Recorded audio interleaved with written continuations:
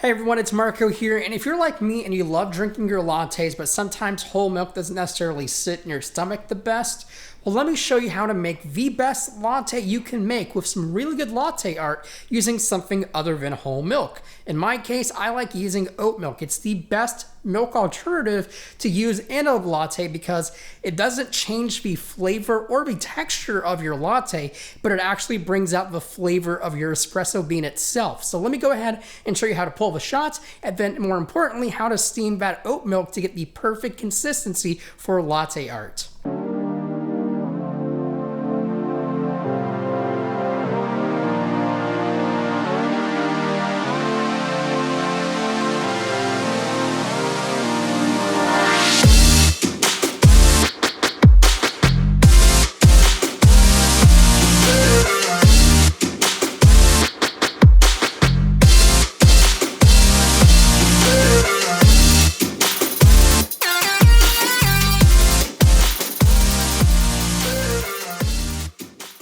Okay, so I already have my machine all heated up and ready to go. So the first thing I really want to do is obviously pull the shot. So I use a naked triple basket. So I put 21 grams of coffee in and I extract 42 grams of espresso out, and that gives me my 1-to-2 ratio of coffee in and coffee coming out. So I have a espresso blend that I get locally here, and I'm going to go ahead and just weigh out my 21 grams. So let's get my 21 grams of coffee, so we'll tare that.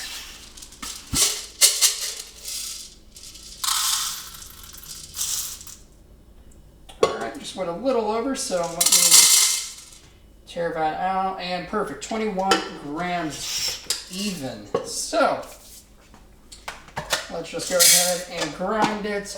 I should have my grind setting in. I've been using the same blend of coffee for a little bit, and I made some coffee earlier today, so should be roughly the same. Again, I'm aiming for, so from first drop is when I like to calculate my time from extraction. I'm looking from between 20 and 25 seconds because I am doing it at the first drop and not as soon as I lift that lever. So people have different preferences. That's completely fine. Let's just go ahead and grind that coffee. And when I'm grinding, I do like to take a quick little break, distribute the grounds a little bit more evenly, and then keep grinding. Do that one more time here. Just tap it. Tapping it also helps remove some of those air bubbles that you don't want. And there's one little bean left. There we go. We get all the coffee that we want. And once I'm happy with that, I'll just distribute it a little bit with my finger first. Again, kind of patting it down just a little lightly so you can remove some of those bigger air pockets in there. And once I'm happy with that, I'll get my distribution tool, and we go counterclockwise first a couple times. 1, 2, 3. And then to flatten it out, smooth it out, 1, 2, 3 clockwise. And then you get a perfectly smooth puck. Really nice. So let's go ahead, weigh it. 21 grams, so basically no retention from my grind, probably a little bit from this morning. And then I got my tamper.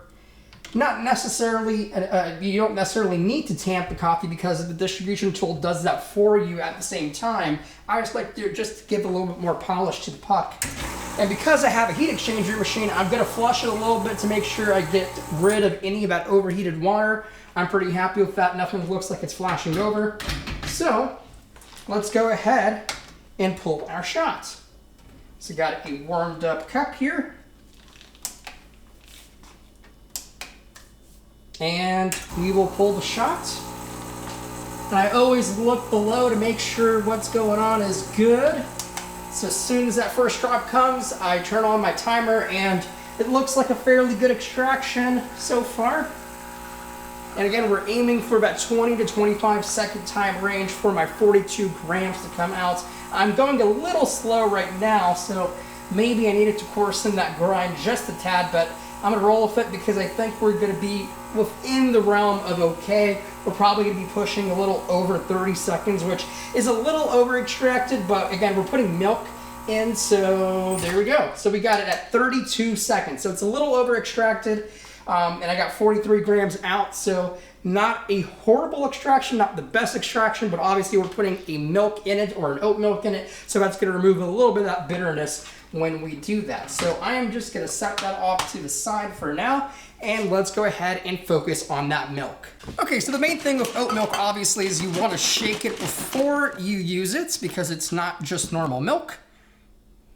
And we are going to pour roughly about 6 ounces, and depending on the pitcher you have, you want to pour basically until you get to the bottom of that spout. So if you can see that the milk level is basically right at the bottom of that spout, and that's how much milk we want. So we'll go ahead and just toss that oat milk back into the fridge, and let's go ahead and get it steaming. Now I'm going to set up my iPhone camera to just kind of record what's going on into the picture, because that is exactly what you need to take a look at rather than me just talking through it. All right, so we're recording on my iPhone. It looks a little funky, but this is probably your best perspective of trying to see what I'm doing with the steam wand and obviously the oat milk itself. So before you steam anything, obviously you want to purge, so let's go ahead and purge it out. Get rid of some of that condensation. Now, the most important thing is you want to incorporate as much air as you can before your milk gets warm. Now, when I say warm, not hot, you definitely don't want it to get hot when you're still incorporating air. So what I'm going to do here is, and if you can see this, this might be a little more difficult. So I'm going to go ahead and put my steam wand tip below the surface, and I'm going to put it right at the edge so I can start getting that whirlpool. So it's going to get pretty loud when I start doing this. So let's go ahead and turn it on. And then I'm going to bring it to the surface, and I'm going to start incorporating that air. And as soon as the pitcher starts feeling warm, I'm going to go ahead and bury that steam wand back in. So it's starting to get warm, so now I'm going to go ahead and bury it in.